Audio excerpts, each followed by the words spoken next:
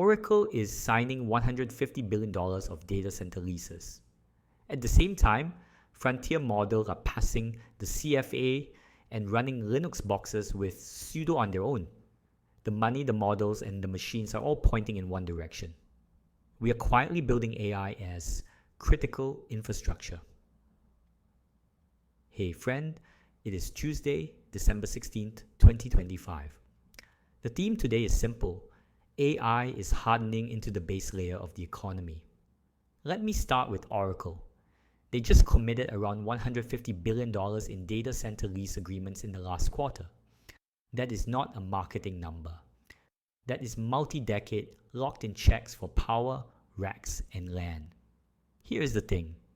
If Oracle is willing to underwrite that, their internal demand models for AI compute and storage must be off the charts. There is a reported deal with OpenAI in there.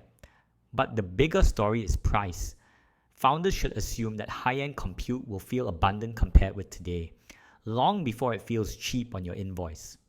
Concretely, that means two things for you. First, long-term, inference-heavy products start to look good again because the base cost curve is clearly bending down. Second, infra vendors who do not own land and power at scale are in trouble. While Oracle is buying the planet, NVIDIA is quietly buying the operating system for that planet. They just acquired SchedMD, the company behind SLURM, the open source workload manager that runs a huge chunk of high-performance clusters. Look, this is very on-brand for NVIDIA. They already sell the chips, the networking, and the software stack.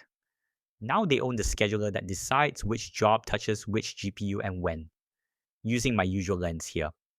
The signal NVIDIA wants end-to-end control over AI workloads, from model training to multi-tenant cluster ops. The noise, any talk that this is about open source community vibes. This is about owning the choke point inside the data center.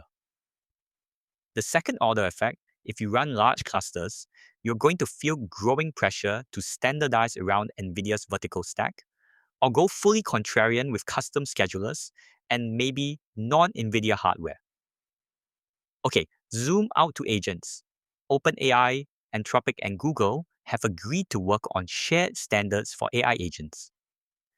On paper, this is about safety and interoperability. In practice, this is the earliest sign that agents are being treated as a regulated surface, like payments or identity. For builders, that means two things. If you build infra for agents, align with where these standards are heading, not where the GitHub examples are today. If you build products on top of agents, expect compliance requirements to show up in big customer RFPs faster than you expect. Right. Let me bring in today's quote. Today's quote of the day is, AI needs to connect with the physical world, moving beyond LLMs. That is from Fei Li. Given the news flow, that line feels less like a prediction and more like a product spec. Look at agents and robotics. Ariana Automations now gives agents a full Linux computer with sudo and Docker. That is not a toy sandbox. That is, here, run prod for me. If you give an agent that level of control, your real product is no longer the interface, it is the guardrail system you put around it. In the physical world, Mark Raybert's new Ultra mobile vehicle uses reinforcement learning to do zero-shot, sim to real agility. In plain English, robots are starting to handle messy, real environments without teams of humans retuning them every week. On the security side, there is Artemis, an agent scaffold that rivals paid human penetration testers on live networks. If you run a startup without serious security talent, your threat model now includes an agent working nights for whoever rented a model and pressed run. The Research Corner matches the same story. Quenlong's new long context model competes with the very top players on reasoning over huge inputs. Neural chameleons show that models can evade unseen activation monitors in zero-shot settings. And DERL, the new self-tuning reinforcement learning method, has agents discovering their own reward signals.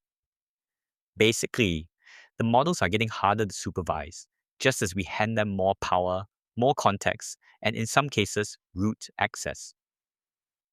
So I will leave you with one question. If AI is becoming infrastructure in your company, who in your org actually owns the risk register for agents that can act, buy, deploy, and attack? I am Teng Yan. This is Chain of Thought. Have a tip or a story I should cover? Send it my way. Cheers, and I will see you tomorrow.